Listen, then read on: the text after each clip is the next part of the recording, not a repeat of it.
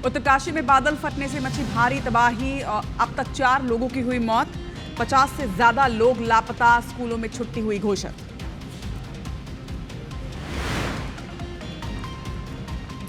छत्तीसगढ़ में आज से छत्तीसगढ़ में फिर भारी बारिश का आसार। रायपुर समेत कई जिलों में हो सकती है भारी बारिश।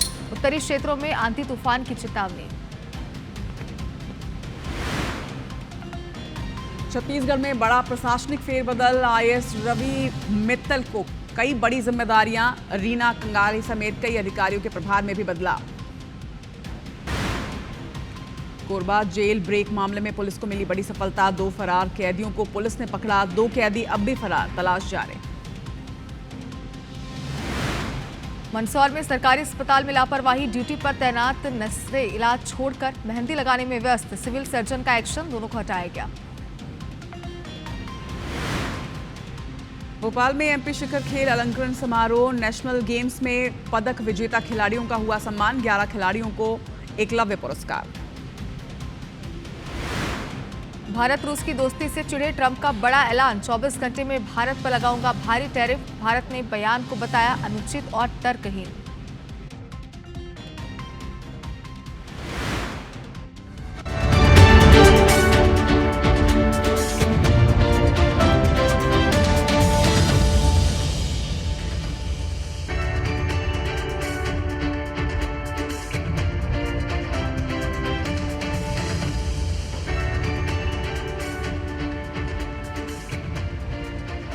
नमस्कार, जय जोहार, शुभ मॉर्निंग। मैं हूं आप सभी के साथ रचना नितेश और मेगा मॉर्निंग में आप सभी का बहुत बहुत स्वागत है। नमस्कार, सुप्रभात, गुड मॉर्निंग। और मैं हूं आपके साथ शुभांगी ठाकुर। और रचना, हर दिन की तरह आज का दिन भी हमारा बहुत खास रहने वाला है और हमारे दर्शकों की मॉर्निंग भी आज मेगा रहने वाली है। बिल्कुल, मेगा मॉर्निंग में ना सिर्फ आज खबरों से अपडेट करेंगे, आपके दिन के बारे में आपको बताएंगे, बल्कि आज की थीम से भी आपको इंट्रोड्यूस करेंगे। लेकिन उसके पहले आज के गुरु मंत्र के साथ में आज के दिन की शुरुआत करते हैं। आज का गुरु मंत्र है, प्रत्येक कार्य अपने समय पर होता है। जैसे पौधों में फूल और फल अपने समय में होते हैं, जिंदगी में भी वैसे ही आपको सफलता एक सही वक्त आने पर ही मिलती है। इसके लिए आपको बस यही करना है कि जैसे हम पौधों में लगातार फूल और फल आने तक के पानी देते रहते हैं, वैसे ही आपको जिंदगी में मेहनत करते चलनी है और उसके बाद सफलता अंततः आपको जरूर मिलेगी।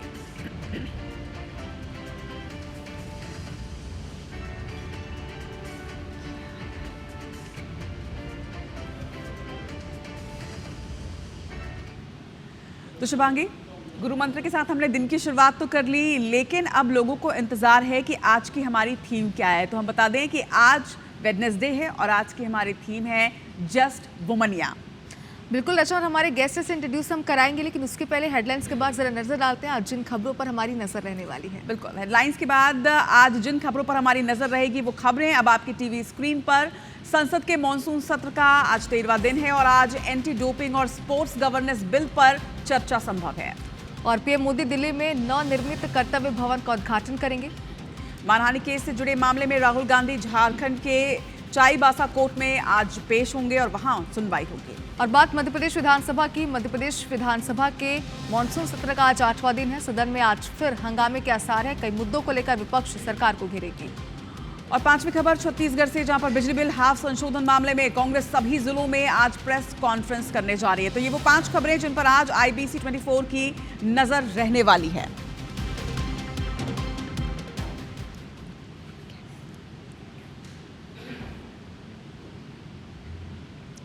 तो जैसा हमने आपको बताया कि आज की हमारी जो थीम है वो है जस्ट वुमनिया, यानी एक ऐसा सेगमेंट, एक ऐसी थीम जिसमें हम वुमेन अचीवर्स से बात करते हैं। और आज की हमारी गेस्ट है शुभांगी, इंट्रोड्यूस कराइए। बिल्कुल रचना, वैसे अगर मैं बात करूं तो इनका इतनी अचीवमेंट्स है कि मुझे तो लगता है कि दर्शकों को सिर्फ इनका नाम ही बता देंगे तो वो इनफ होगा। नीता डुमरे हमारे साथ जुड़ी हुई है, जो कि अंतर्राष्ट्रीय लेवल पर, राष्ट्रीय लेवल पर उन्होंने हॉकी को रिप्रेजेंट किया है। निर्णायक भूमिका उन्होंने निभाई है, जिनके बारे में, उनकी जर्नी को लेकर बहुत सारी बातें हम करेंगे रचना। लेकिन कुछ खबरों से दर्शकों को अपडेट कराते हैं। तो इंटरनेशनल हॉकी प्लेयर और एम्पायर नीता डुमरे जी से हम बातचीत करेंगे, चर्चा करेंगे, जानेंगे कि कैसी उनकी यात्रा रही और वुमेन्स हॉकी को आगे बढ़ाने की दिशा में क्या कुछ करना चाहिए, वुमेन्स को स्पोर्ट्स में लेकर आने के लिए और उनके अपलिफ्टमेंट के लिए क्या कुछ होना चाहिए। ये तमाम वो मुद्दे जिस पे आज हम चर्चा करने वाले हैं। लेकिन इस वक्त एक बड़ी खबर से आपको अपडेट कर दें।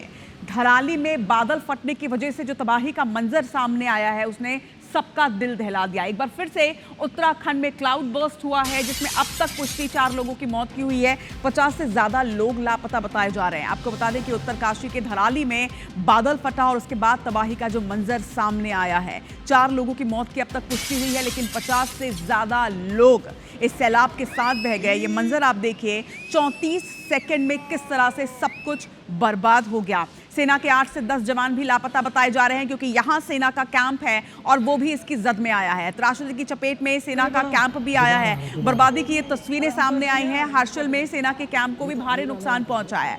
बताया जा रहा है कि हर्षल नदी के किनारे हेलीपैड भी बह चुका है। एसडीआरएफ, एनडीआरएफ के साथ ही आईटीबीपी और आर्मी की टीमें फिलहाल रेस्क्यू ऑपरेशन में जुटी हुई हैं। ये जो तस्वीरें आप देख रहे हैं, हमने आपको कल की भी तस्वीर दिखाई। ये जो तस्वीरें हैं, ये इस वक्त की तस्वीरें हैं, लाइव तस्वीरें आप देख रहे हैं, क्योंकि यहाँ धराली में जिस तरह से क्लाउड बर्स्ट हुआ, जिसके बाद तबाही का मंजर और उसके बाद फिलहाल यहाँ पर ट्रैफिक की भी परेशानी चल रही है क्योंकि सड़कें काफ़ी ज़्यादा यहाँ पर बह गई हैं। तस्वीरें आप देखिए, एसडीआरएफ, एनडीआरएफ, आईटीबीपी और आर्मी की टीमें लगातार बचाव कार्य में जुटी हुई हैं, रेस्क्यू ऑपरेशन में जुटी हुई हैं क्योंकि 50 से ज़्यादा लोग लापता हैं।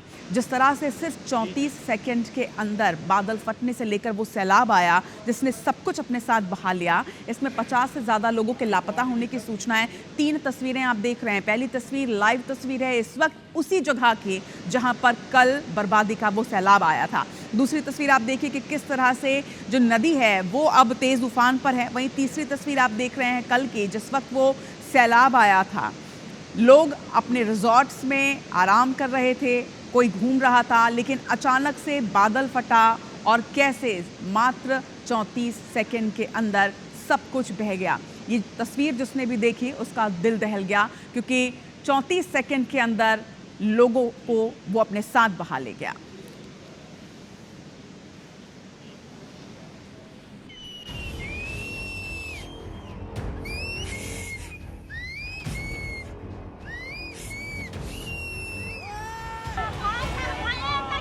तबाही का ये मंजर उत्तरकाशी के धराली गांव का है। इस विनाशकारी धार के आगे जो आया वो धराशायी हो गया।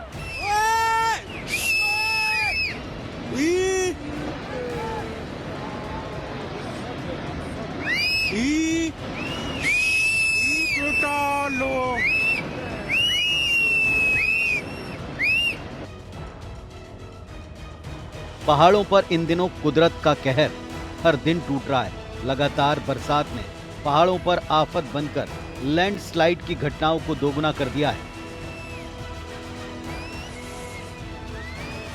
लैंडस्लाइड से इलाके में तबाही की तस्वीरों के मामले में उत्तरकाशी का धराली गांव का नाम भी जुड़ गया। यहां बादल फटने से दिल दहला देने वाली तस्वीर सामने आई। वीडियो में आप देख सकते हैं कि जलजला कितना भयानक रहा।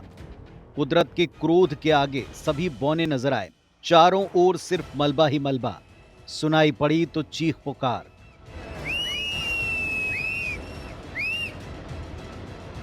घटना के बाद प्रशासन राहत और बचाव कार्य में जुटा है। मुख्यमंत्री पुष्कर सिंह धामी ने इस घटना पर दुख प्रकट किया। हमारी सर्वोच्च प्राथमिकता है कि सभी को इस समय राहत की जाए, सभी को बचाया जाए और हर प्रकार से जान माल की सुरक्षा की जाए। जानकारी के मुताबिक धराली में खीर गंगा नदी में आई विनाशकारी बाढ़ में भारी तबाही मची। घटना में करीब 60 लोगों के लापता होने की आशंका है। कई घरों और होटलों में पानी और मलबा घुसने से बड़ी क्षति पहुंची है। विनाशकारी तस्वीरों के बाद स्थानीय लोगों में दहशत है। Bureau report, IBC 24। तो तस्वीरें आपने देखी, किस तरह का मंजर है वो आपने देखा, लेकिन इन तस्वीरों को जिसने भी देखा उसका दिल दहल गया।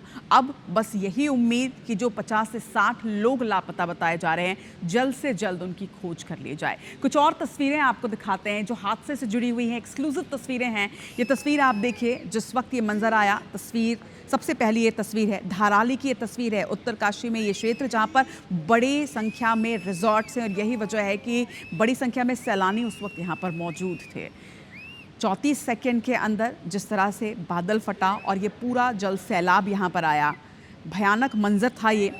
सोशल मीडिया पर भी लगातार ये तस्वीरें जो हैं वो लोग देख रहे हैं, लेकिन बर्बादी के इस मंजर ने जिस तरह से लोगों की ज़िंदगी को तबाह किया है, ये पूरा क्षेत्र इसके बाद मलबे में तब्दील हो चुका है। धराली की ये तस्वीर जहां पर बड़ी संख्या में रिजॉर्ट्स, होटल्स और मकान आप देख रहे हैं, ये सब कुछ इस सैलाब के साथ बह गया। लोग भागते हुए नजर आए। ये दूसरी तस्वीर आप देखिए, ये और ज़्यादा परेशान कर देने वाली तस्वीर है क्योंकि पीछे से जल सैलाब आ रहा है और सामने लोग भागते नजर आए और देखते ही देखते वो इस जल सैलाब में साथ ही बह गए। इसके बाद उनका क्या हुआ ये शायद कोई नहीं जानता। दूसरी तस्वीरें ये है, धराली की ही तस्वीर आप देख रहे हैं। तस्वीरें आप देखिए कि एक तरफ आपको लोग भागते हुए नजर आएंगे और पीछे से जल सैलाब आ रहा है जिसने सब कुछ अपने साथ बहा दिया। और उसके बाद की तस्वीर अब देखिए, तीसरी तस्वीर, जब ये जल सैलाब यहाँ से हटा उसके बाद हर तरफ सिर्फ मलबा और कीचड़ नजर आया। शायद इसके नीचे कुछ लोग दबे हुए हों जिनके लिए फिलहाल रेस्क्यू ऑपरेशन चलाया जा रहा है क्योंकि बड़ी संख्या में लोग मौजूद थे जब जल सैलाब आया। उसके बाद सब कुछ यहाँ पर मलबे में तब्दील हो गया। ये इमारतें और इसके नीचे आप देख रहे हैं कि किस तरह से जल सैलाब के साथ जो कीचड़ अपने साथ लेकर आया था, पूरे दलदल में ये पूरा क्षेत्र तब्दील हो गया। चाहे वो कार हो, मकान हो, लोग हों, सब कुछ इसके नीचे दबा हुआ। चौथी तस्वीर आप ये देख रहे हैं कि किस तरह से मलबा जो है वो बहता हुआ चला आ रहा है। लोगों को जब जल सैलाब आया तब लोगों ने भागने की कोशिश की, लेकिन उसके बाद जो मलबा लगातार यहाँ बहता हुआ आया उसमें बताया जा रहा है बहुत से लोग फंसे। आपने वो तस्वीर भी देखी होगी जहाँ पर लोग भागने की कोशिश कर रहे हैं लेकिन मलबा इतनी स्पीड में वहाँ पर बहता चला आया कि लोग उसके नीचे दब गए। ये तस्वीर आप देखिए, इस वक्त भी वहाँ पर इसी तरह का मंजर है और कुछ वक्त लगेगा, कुछ दिन, शायद कुछ महीने लगेंगे वापस की स्थिति में पहुंचने में, लेकिन ये तस्वीरें जहां तक नज़र जा रही हैं सिर्फ मलबा ही मलबा और कीचड़ में तब्दील वो जगह जो कभी बेहद खूबसूरत थी। और यही वजह कि लोग बड़ी संख्या में उत्तरकाशी के धराली क्षेत्र में रिजॉर्ट्स में रुकना प्रेफर कर रहे थे। ये तस्वीरें आप देख रहे हैं, 5 तस्वीरें हमने आपको दिखाई उस आसमानी प्रहार की, किस तरह से देवभूमि में बादल फटा और उसके बाद सब कुछ बह गया।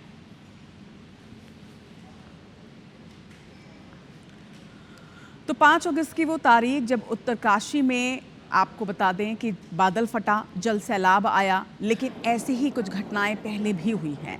दूसरी तस्वीर आप देख रहे हैं 7 फरवरी 2021 की, जब चमोली में बादल फटा था और केदारनाथ में जिस तरह से जल सैलाब आया था जिसने सब कुछ बहा लिया था, वो तस्वीरें भी आपको याद होंगी।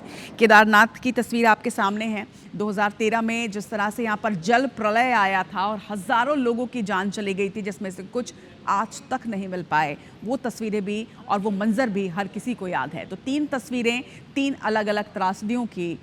2025 उत्तरकाशी 5 अगस्त की तारीख, 7 फरवरी 2021 में चमोली में इसी तरह से बादल फटा था और तभी भी जल सैलाब आया था। और 2013 का वो मंजर शायद कोई भी भूल नहीं सकता जब 16 जून को बादल फटने के बाद केदारनाथ में बाढ़ आई, केदारनाथ में जल सैलाब आया, जल प्रलय आया और हज़ारों लोगों को बहा ले गया था। तो पूरे देश में लगातार जल प्रलय नजर आ रहा है। बाढ़ की तस्वीर भी कई प्रदेशों से निकलकर सामने आ रही है। एक तरफ पहाड़ में बादल फोर तबाही मची है तो दूसरी तरफ उत्तर भारत के कई राज्य ऐसे हैं जहां पर भारी बारिश की वजह से बाढ़ की स्थिति उत्पन्न हो गई। तस्वीरें आप देखिए, मध्य प्रदेश, राजस्थान, उत्तराखंड और उत्तर प्रदेश के कई इलाकों में नदियों का जलस्तर तेजी से बढ़ता जा रहा है जिससे गांव में जलभराव की स्थिति है। हालात इतने खराब हैं कि लोग अपने घर बार छोड़कर पलायन करने को मजबूर हैं क्योंकि उनका घर पानी में है। प्रयागराज, वाराणसी, हरिद्वार, कानपुर, पटना, तस्वीरें आप देखिए, हर तरफ जहां तक नजर जाए सिर्फ पानी ही पानी। मानसूनी आफत की वजह से लोगों को भारी परेशानियों का सामना यहाँ पर करना पड़ रहा है। प्रयागराज में गलियां जलमग्न हैं, मकान जलमग्न हैं। वाराणसी की तस्वीर आप देखिए, गंगा के कई घाट जो हैं वो यहाँ पर अब जलमग्न हो चुके हैं। इसी तरह की तस्वीरें हरिद्वार से जहाँ पर तेज बहाव है। कानपुर और पटना में भी इसी तरह के हालात हैं। लगातार एनडीआरएफ और एसडीआरएफ की टीमें जो हैं वो मुस्तैदी से अपना काम कर रही हैं। तो बारिश का कहर, शहर शहर गंगा किस तरह से उफान पर हैं, ये तस्वीरें आपके सामने हैं। और इसी तरह की तस्वीरें छत्तीसगढ़ से भी सामने आ रही हैं जहां पर एक बार फिर से बारिश के आसार नजर आ रहे हैं। मौसम विभाग ने बारिश का अलर्ट जारी किया है।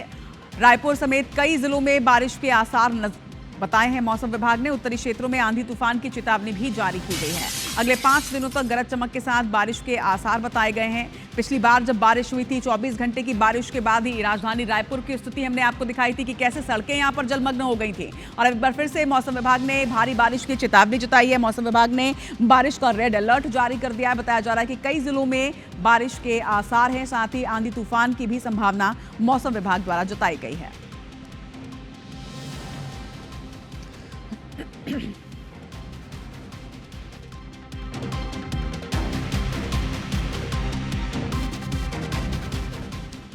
तो आने वाले दिनों के लिए मौसम विभाग ने अलर्ट जारी किया है। ऐसे में IBC 24 भी आपसे अपील करता है कि आप भी सतर्क और सावधान रहें। लेकिन अब वक्त है हमारे आज की थीम का। बात आज के हमारी स्पेशल थीम जस्ट वुमनिया में हमारी गेस्ट से छत्तीसगढ़ की पहली अंतर्राष्ट्रीय हॉकी खिलाड़ी नीता डुमरे जी से। नीता जी, सबसे पहले तो आज हमसे यही जानना चाहेंगे कि आज आप एक अंतर्राष्ट्रीय खिलाड़ी हैं, सालों से आप हॉकी खेल रहे हैं, लेकिन ये जो हॉकी खेलने की जो शुरुआत हुई, जो आपकी यात्रा की शुरुआत है, पहली बार हॉकी स्टिक आपने कैसे पकड़ा और कहाँ से उसकी शुरुआत हुई? कैसे मन में आया कि नहीं मुझे हॉकी खेलनी है? जब मैं छोटी थी तो मैं अपने आसपास में देखा करती थी कि एक महिलाएं टीचिंग प्रोफेशन में हैं या फिर म्यूज़िक वगैरह सिखा रही हैं। महिलाओं के लिए इतने बहुत सारे वो नहीं थे कि खेलना है या डॉक्टर या इंजीनियर या अंतरिक्ष में जाना है, इस तरह से। तो एशियन 82 हुआ था दिल्ली में जी, और वो ब्लैक एंड वाइट टीवी पे वो आया था और उसको हम पड़ोस के घर में, हमारे घर में टीवी बहुत कम घरों में हुआ करता था, तो जिनके घर में था तो वो एशियन 82 मतलब ये है क्या, हम लोग देखने जाते थे और वो मुझे बड़ा अच्छा लगता था कि खेल हो रहा है ऐसे करके। तो वहाँ पर विमेन हॉकी टीम जो थी वो गोल्ड मेडलिस्ट थी और इस तरह से और महिलाएं पीटी उषा वगैरह थी, ये लोग बहुत अच्छा खेल रहे थे। तो वो देखकर ना मुझे ऐसा लगा कि ये बहुत अच्छी फील्ड है और बहुत अच्छा काम है, अलग सा काम है, और उसने मुझे बहुत अट्रैक्ट किया। उसके कुछ दिनों बाद हमें स्कूल में एक नोटिस आई कि जिन जिन लड़कियों को हॉकी खेलना है यहाँ कैंप लगने वाला है और अपना अपना आप नाम दीजिए। तो मैं स्कूल में बहुत एक्टिव लड़की थी, हर चीज़ में पार्टिसिपेट करती थी, तो मैडम ने सबसे पहले मुझे बोला कि तू तो जाएगी जाएगी। मैंने कहा ठीक है। तो हमें उस दिन हॉकी स्टिक मिली वहाँ जाकर, और वो एक कैंप था जिसे स्वर्गीय महेंद्र पुरी जी थे जो अब नहीं रहे हैं, वो NIS कोच थे, वो आए हुए थे और नगर निगम में उस कैंप को लगाया था। तो वो जर्नी जो मेरी शुरू हुई मुझे बहुत अच्छा लगा कि, और सबसे अच्छी बात वहाँ ना फ्रूट्स वगैरह भी मिला करते थे, तो वो और थोड़ा अट्रैक्टिव था कि अरे खेलने के बाद हम लोग को बढ़िया फ्रूट मिलता, और एक गैदरिंग थी लड़कियों की और बहुत जॉयफुल चीयरफुल माहौल टीम गेम का जो रहता, बहुत सारे लोग थे ऐसे तो वो एक अलग माहौल था जो मुझे बहुत अच्छा लगा। उस कैंप को होने के बाद में हमारे स्कूल की स्टेट की टीम, उस समय मध्य प्रदेश हुआ करता था, छत्तीसगढ़ नहीं हुआ करता था, ये मैं 1984-85 की बात बता रही हूँ। तो उसके बाद मेरा चयन हो गया स्कूल की टीम में, और स्कूल की टीम में होने के बाद मैं मध्य प्रदेश की टीम में आ गई। और जो मध्य प्रदेश का वो था ना मोनो, वो किसी को नहीं मिलता, मतलब बॉयज़ को भी मिलना बहुत कठिन होता था, और मैं उसको पहन के घूमती थी। तो सब मुझसे मांगते थे कि थोड़े मुझे दे देना, मैं फ़ोटो खिंचवा लूँगी या फ़ोटो खिंचवा लूँगा ऐसे करके। तो वो इस ज़माने के लिए तो बहुत बड़ी बात और थी। ट्रैक सूट नहीं होता था, मालूम, मेरे पास अकेला ट्रैक सूट था रायपुर शहर में। तो लोग मुझे, मतलब ट्रैक सूट पहनने का क्रेज़ कैसा है, तो लोग ये पूछते थे कि ट्रैक सूट एक बार दे दोगी क्या पहनने के लिए। तो वो ना घूमता रहता था ऐसे ट्रैक सूट। तो ऐसे दिन थे, और उसके बाद धीरे धीरे खेलते खेलते हमें नहीं मालूम था कि कहाँ जाएंगे क्या जाएंगे, क्योंकि रायपुर बहुत छोटी जगह थी और उतनी बड़ी छलांग लगाने की कोई सोच भी नहीं पाता था, मतलब मेरे जहन में भी नहीं था कभी कि मैं अंतर्राष्ट्रीय खिलाड़ी बन पाऊँगी। हम एक जगह खेलने गए भोपाल में, और वहाँ से ये हुआ था कि जहाँ से भी अच्छे खिलाड़ी हैं देश भर के, आप उनको चुनकर लाइए। तो भोपाल में मेरा प्रदर्शन बहुत अच्छा था, तो वहाँ से मैं नॉर्मल खेलने गई थी कि 4-5 दिन का टूर्नामेंट है और उसके बाद हम घर आ जाएंगे कह के। लेकिन वहाँ से मुझे सीधा जाना पड़ा दिल्ली। और वो जनवरी का मौसम था, और दिल्ली में रहना बिना 2-3 टी-शर्ट और ट्रैक सूट के, तो इतनी मुश्किल से वो 1 महीना निकला हमारा। हमारे कोचेस ने 2-3 टी-शर्ट वगैरह खरीद के दी, तुम लोग जा रहे हो क्योंकि एस्ट्रोटर्फ में खेलना है, कपड़े गीले होते हैं, धोने पड़ते हैं।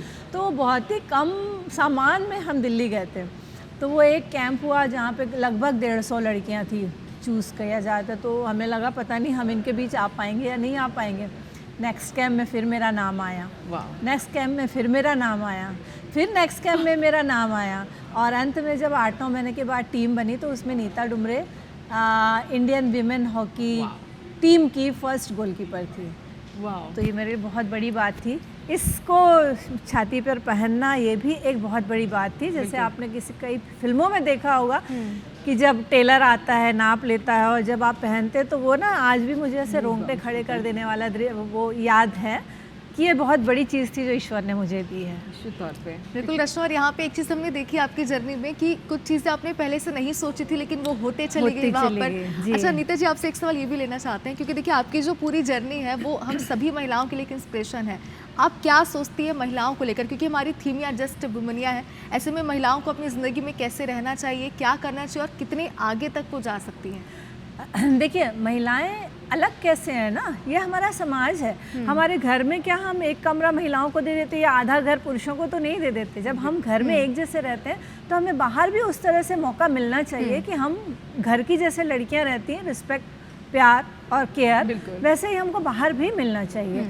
तो ये महिलाओं का अधिकार भी नहीं कहना चाहूँगी, ये एक नेचुरल कॉमन चीज़ है कि ये उनका होना चाहिए। लेकिन अलग देखा जाना कि अरे वो ऐसी, अक्सर क्या होता है, सबसे बड़ी बात ये होती है कि जैसे ही हम बाहर निकलते हैं ना, हमें जज करना शुरू हो जाता, कैसी दिखती है, कैसे बोलती है, किसके साथ बात कर रही है, कैसे रह, ये जजमेंट हम पुरुषों के लिए हम इतना नहीं करते हैं, लेकिन महिलाओं के लिए ये जजमेंट बहुत ज़्यादा होता है जो नहीं होना चाहिए। कितना भी रचना हम बोल रहे हैं कि सब इक्वल है महिला और पुरुष, लेकिन आज भी कहीं ना कहीं बाहर ही हाँ, देखा जाता है कि जजमेंट वो अच्छा कर रही है तो कहीं ना कहीं उसके पीछे से चले जाएंगे, देखा वो तो ऐसा पता नहीं कैसी कैसी चीज़ें, कहानियाँ उनके साथ में लपेटी चली जाती हैं। तो अंतर्राष्ट्रीय हॉकी प्लेयर नीता डुमरे जी से लगातार बातचीत होती रहेगी, उनकी यात्रा के बारे में भी जानेंगे, उनके अचीवमेंट्स के बारे में भी जानेंगे। और तो इस वक्त बड़ी खबर आपको बता दें रायपुर से, जहां पर प्रदेश में बड़ा प्रशासनिक फेरबदल किया है। छत्तीसगढ़ के आईएएस रवि मित्तल को बड़ी जिम्मेदारी सौंपी गई है। रवि मित्तल अब संयुक्त सचिव बनाए गए हैं, सीएमओ बनाए गए हैं। रवि मित्तल आयुक्त जनसंपर्क भी बनाए गए हैं। इसके साथ ही उन्हें संवाद का सीईओ भी बनाया गया। तो कई बड़ी जिम्मेदारियां अब आईएएस रवि मित्तल को दी गई हैं। आपको ये भी जानकारी दे दें कि रीना कंगाले का नाम भी इस लिस्ट में शामिल है। सचिव राजस्व विभाग उन्हें बनाया गया है। इसके साथ ही अविनाश चंपावत को जन शिकायत निवारण विभाग का सचिव नियुक्त किया गया है। इसी तरह से रितेश अग्रवाल को सीजेएमएससी का एमडी नियुक्त किया गया है। प्रभात मलिक का नाम इस सूची में, जिन्हें संयुक्त सचिव बनाया गया है। सुशासन एवं अभिकरण विभाग से मुक्त उन्हें किया गया है। जयश्री जैन उप सचिव एवं जलवायु विभाग के लिए उप सचिव उन्हें बनाया गया है। वन एवं जलवायु विभाग की उप सचिव के पद पर अब जयश्री जैन होंगी। वहीं सचिव लोक आयोग का सचिव दीपक अग्रवाल को बनाया गया है। तो लिस्ट आपकी टीवी स्क्रीन पर है। इसके साथ ही किसे कौन सी जिम्मेदारी सौंपी गई है, क्योंकि 10 आईएएस अधिकारियों के पद में फेरबदल किया गया है। बड़ा प्रशासनिक फेरबदल, अधिकारियों का तबादला भी हुआ है।